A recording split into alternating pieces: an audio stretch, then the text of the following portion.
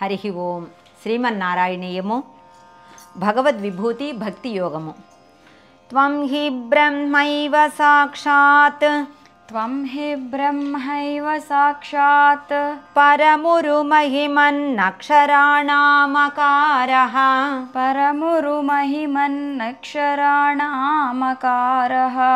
तारो मन्त्रेषु राज्ञां मनुरसि मुनिषु त्वं भृगुर्नारदोऽपि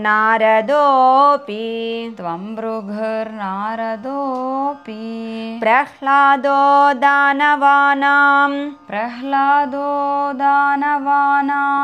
पशुषु च सुरभिः पक्षिणां वैनतेयो नागानामस्यनन्तः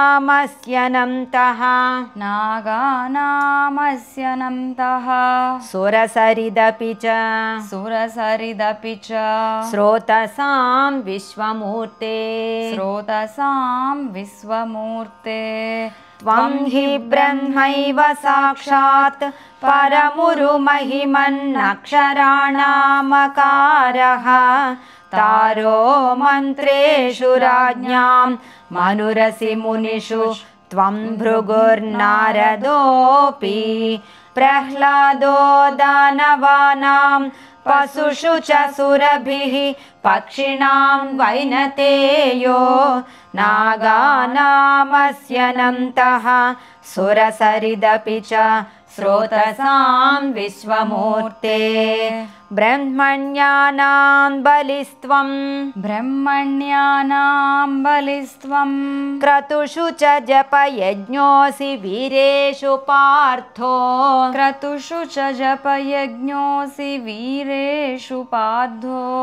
भक्तानामुद्धवस्त्वं बलिनां धाम तेजस्विनां त्वं बलमसि बलिनां धाम तेजस्विनां त्वं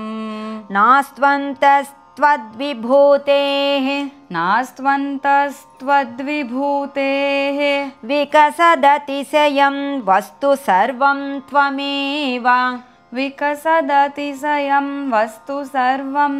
त्वमेव त्वं जीवस्त्वं प्रधानं यदिह भवदृते तन्न किञ्चित् प्रपञ्चे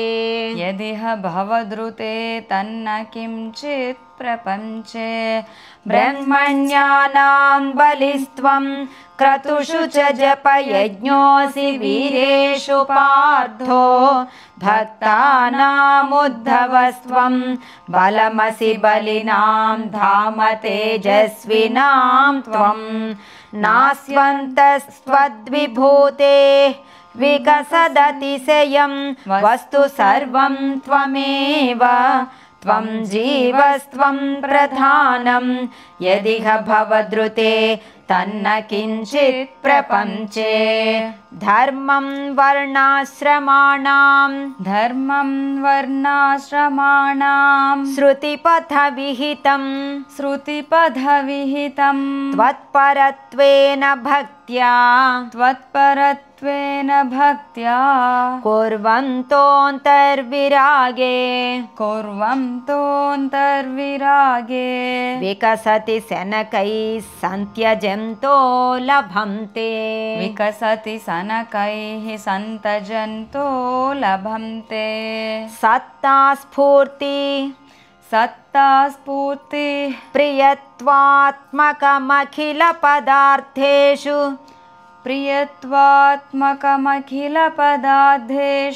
भिन्नेष्वभिन्नं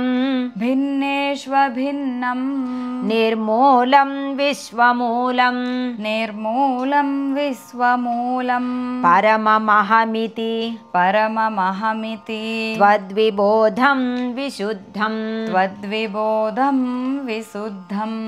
धर्मं वर्णाश्रमाणां श्रुतिपथविहितं त्वत्परत्वेन भक्त्या कुर्वन्तोऽन्तर्विरागे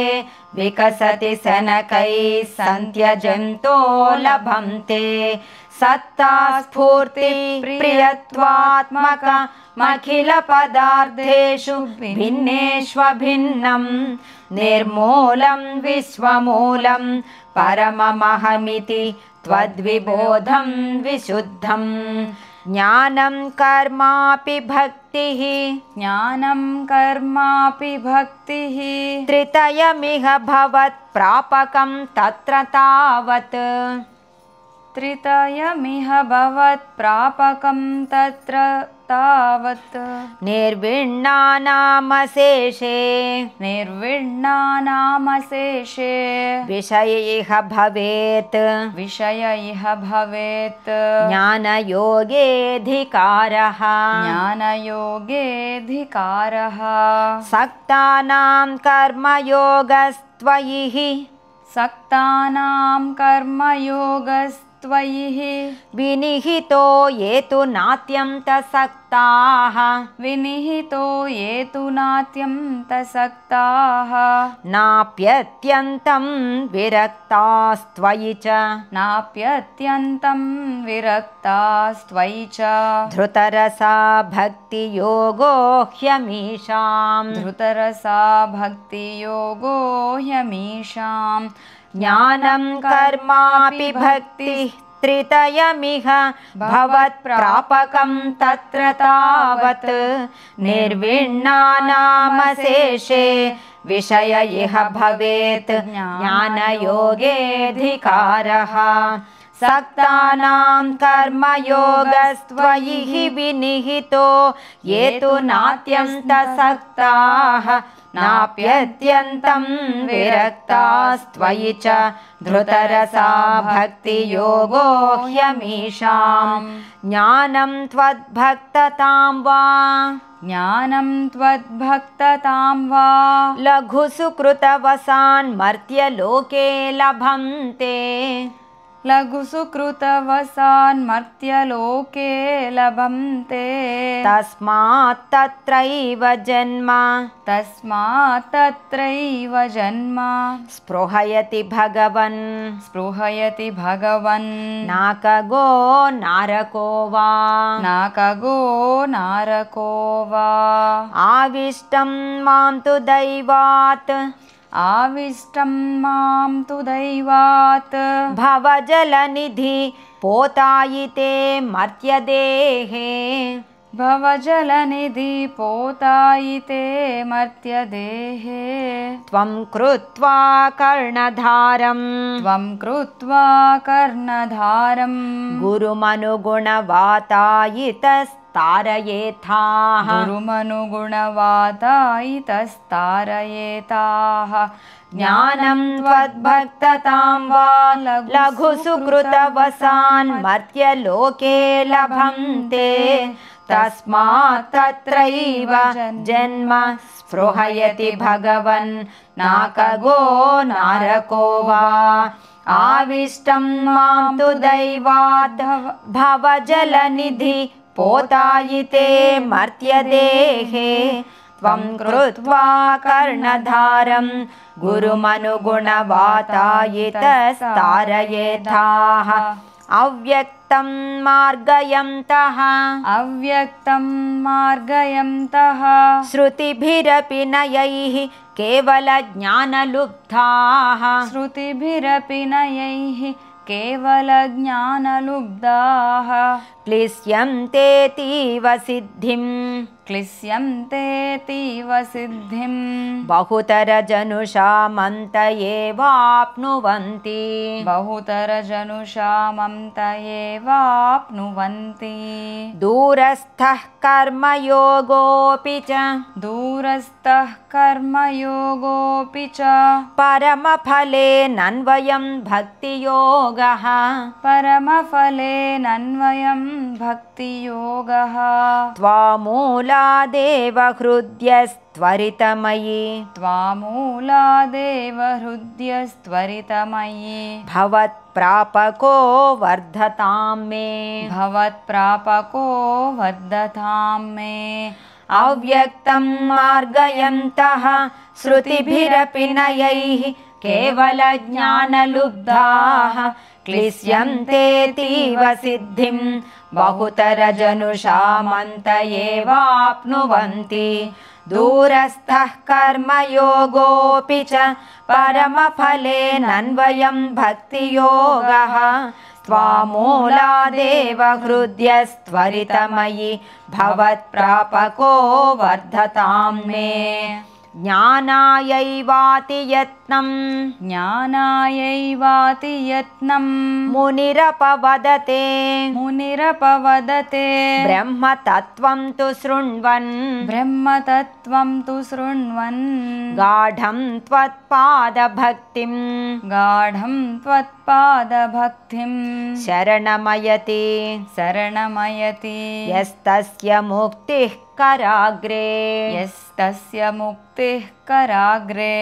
त्वध्यानेऽपीह तुल्या पुनरसुकरता चित्तचाञ्चल्यहेतोः अभ्यासादाशु शक्यं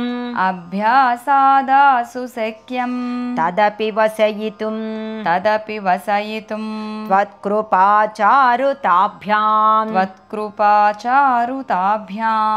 ज्ञानायैवाति यत्नं मुनिरपवदते ब्रह्मतत्त्वं तु शृण्वन् गाढं त्वत्पादभक्तिं शरणमयति यस्तस्य मुक्तिः कराग्रे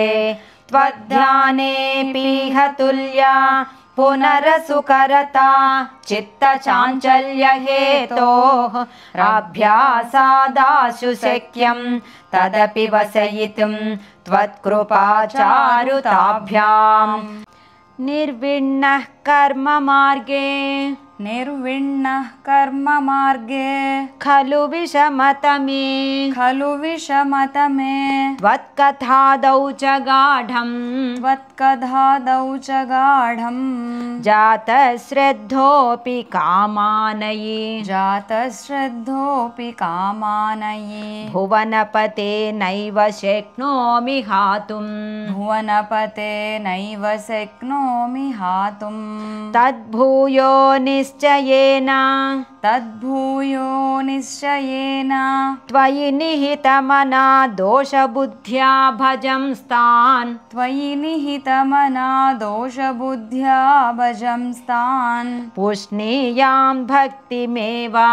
पुष्णीयां भक्तिमेव त्वयि हृदयगते मंक्षु नङ्क्ष्यन्ति सङ्गाः निर्विण्णः कर्ममार्गे खलु विषमतमे त्वत्कथादौ च गाढं जातश्रद्धोऽपि कामानयि भुवनपते नैव शक्नोमि हातुम् तद्भूयो निश्चयेन त्वयि निहितमना दोषबुद्ध्या भजं स्तान् पुष्णीयां भक्तिमेव त्वयि हृदयगते मंक्षु नङ्क्ष्यन्ति सङ्गाः कश्चित् क्लेशार्जितार्धा क्षयविमलमतिर्नुद्यमानो जनौघैः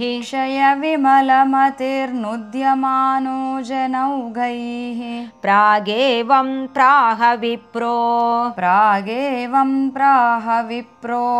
न खलु मम जनः कालकर्मग्रहावा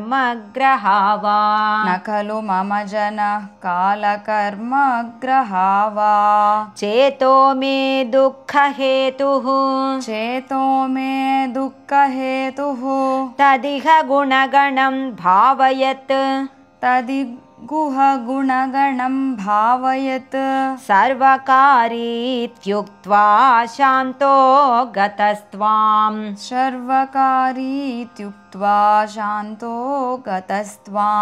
मम च कुरु विभो तादृशीं चित्तशान्तिं कश्चित् क्लेशार्जितार्थ क्षयविमलमतिर्नुद्यमानो जनौघैः प्रागेवं प्राह विप्रो न खलु मम जनः कालकर्मग्रहावा चेतो मे दुःखहेतुः तदिह गुणगणं भावयत् सर्वकारीत्युक्त्वा शान्तो गतस्त्वां मम च कुरु विभो तादृशीं चिन्तशान्तिम् ऐलः प्रागुर्वसीम् ऐलः प्रागुर्वसीं प्रत्यतिविवसमनाः प्रत्यतिविवसमनाः सेवमानश्चिरं ताम् सेवमानश्चिरं तां गाढं निर्विद्य भूयो गाढं निर्विद्य भूयो युवति सुखमिदं युवति सुखमिदं क्षुद्रमेवेति गायन् क्षुद्रमेवेति गायन् त्वद्भक्तिं प्राप्य पूर्णः त्वद्भक्तिं प्राप्य पूर्णः सुखतरमचरत् सुखतरमचरत् तद्वदुद्धूतसङ्गं तत्त्वदुद्धूतसङ्गं भक्तोत्तंसं क्रियामाम् भक्तो तं संक्रियामां पवनपुरपते हन्त मे रुन्धिरोगान् पवनपुरपते हन्त मे रुन्धिरोगान् ऐलः प्रागुर्वसीं प्रत्यतिविवसमनाः सेवमानश्चिरं तां गाढं निर्विद्य भूयो युवति सुखमिदं क्षुद्रमेवेति गायन् त्वद्भक्तिं प्राप्य पूर्णः सुखतरमचरत् तद्वदुद्धूतसङ्गं भक्तोत्तंसं क्रियामां पवनपुरपते हन्त मे रुन्धिरोगान् భగవద్విభూతి భక్తి యోగము అను 96వ దశకము సమాప్తము. ఏకాదశ స్కంధ పరిచ్ఛేదము సమాప్తము. నారాయణ నారాయణ గోవింద శ్రీమన్నారాయణ నారాయణ గోవింద నారాయణ నారాయణ గోవింద లక్ష్మీనారాయణ నారాయణ గోవింద. హరి ఓం.